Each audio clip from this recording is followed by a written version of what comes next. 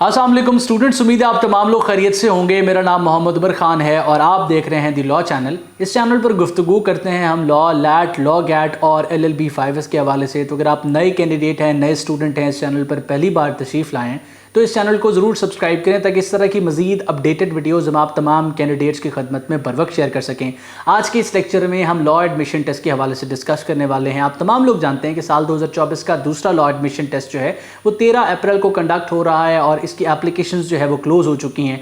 अब जो स्टूडेंट्स इस लैट में अप्लाई नहीं कर सके या जो स्टूडेंट्स इस लैट में जो है वो अप्लाई नहीं करना चाहते थे जस्ट बिकॉज कि उनके एग्ज़ाम्स आ रहे हैं, वो अब कंसर्न्ड हैं कि उनके जो है वो एग्ज़ाम्स के बाद लॉ एडमिशन टेस्ट कब कंडक्ट होगा और क्या अगर वो उस लॉ एडमिशन टेस्ट में अपेयर होते हैं तो उसके बाद यूनिवर्सिटीज़ में उनको एडमिशन मिलेगा या फिर उनको एडमिशन नहीं मिलेगा। मैं आप तमाम लोगों को इनकरेज करता रहा कि 13 अप्रैल को जो लॉ एडमिशन टेस्ट कंडक्ट होगा आप लाजमन उसमें अप्लाई करें, उसमें अपेयर हों और उसको क्लियर करने के बाद यूनिवर्सिटीज़ में एडमिशन के चांसेस को मैक्सिमाइज़ करें।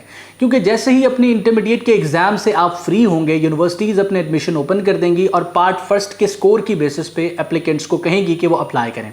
जब आप अप्लाई करने के लिए जाएंगे और इन केस आपने लॉ एडमिशन टेस्ट नहीं दिया होगा तो फिर वो यूनिवर्सिटीज़ आपकी एप्लीकेशन को कंसीडर नहीं करेंगी। वो कहेंगी आप लैट का रिजल्ट लेके आएँ। जब आप HEC की तरफ जाएंगे तो लैट या तो लेट अनाउंस होगा या फिर उसका रिजल्ट डिले होगा, जिसकी वजह से मोस्टली यूनिवर्सिटीज़ जो साल के पहले हिस्से में अपने एडमिशन ऑफर करती हैं उनमें से चंद यूनिवर्सिटीज़ के एडमिशन आपसे मिस हो जाएंगे। इस वजह से मैंने इनकरेज किया था कि आप जो है वो 13 अप्रैल वाला टेस्ट लाजमी दें। लेकिन अगर आपने अभी वो टेस्ट जो है वो मिस कर दिया, उसमें अप्लाई नहीं कर सके आप, क्योंकि एप्लीकेशंस तो अब क्लोज हो चुकी हैं, अब उसके लिए कुछ नहीं किया जा सकता। आप नेक्स्ट लैट के लिए अपने आप को विजिलेंटली आप प्रिपेयर रख सकते हैं ताकि जैसे ही एप्लीकेशंस ओपन हो आप अपनी एप्लीकेशन को सबमिट करें। अब 13 अप्रैल को अगर ये लॉ एडमिशन टेस्ट कंडक्ट होता है तो नेक्स्ट लैट जो है वो इसके रिजल्ट अनाउंस होने से पहले अनाउंस हो जाएगा। फॉर एग्जाम्पल ये लॉ एडमिशन टेस्ट कंडक्ट होने के बाद अप्रैल के महीने में ही next law admission test announce होने के बहुत ज़्यादा चांसेस हैं। अगर अप्रैल के महीने में अनाउंस होता है तो मई के महीने में कंडक्ट हो जाएगा, और इन केस अगर अप्रैल के महीने में अनाउंस नहीं होता तो मैक्सिमम यही है कि मई के पहले 2 हफ्तों में ये अनाउंस हो जाएगा और या तो जून के पहले हफ्ते में कंडक्ट होगा या मई के आखिरी हफ्ते में कंडक्ट हो जाएगा।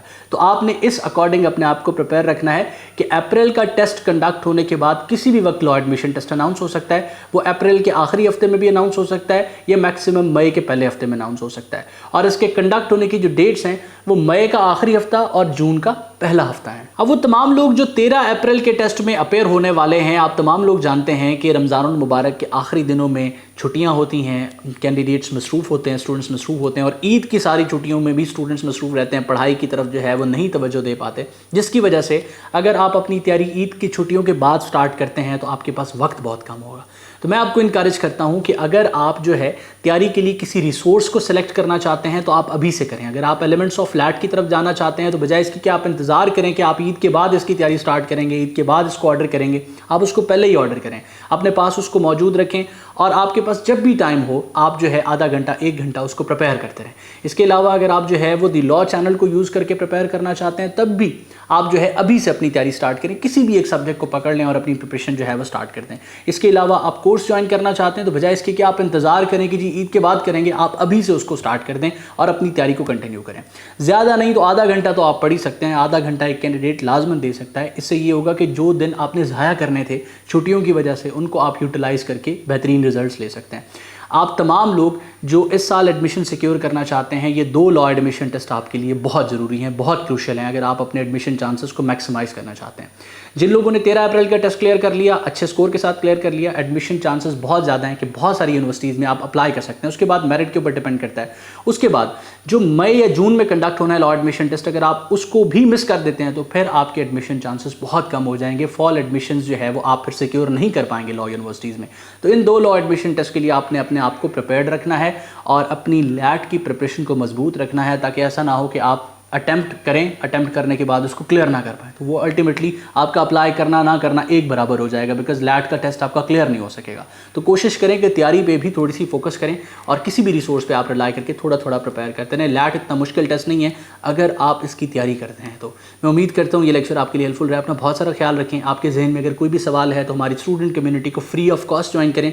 डिस्क्रिप्शन में उसका लिंक मौजूद है या स्क्रीन पर मौजूद व्हाट्सएप नंबर को इस्तेमाल करने के बाद भी आप उस व्हाट्सएप कम्युनिटी का हिस्सा बन सकते हैं। अल्लाह आपका हामी नासिर हमेशा आप तमाम स्टूडेंट्स की कामयाबी के लिए दुआ गो। उमर खान और उसकी टीम।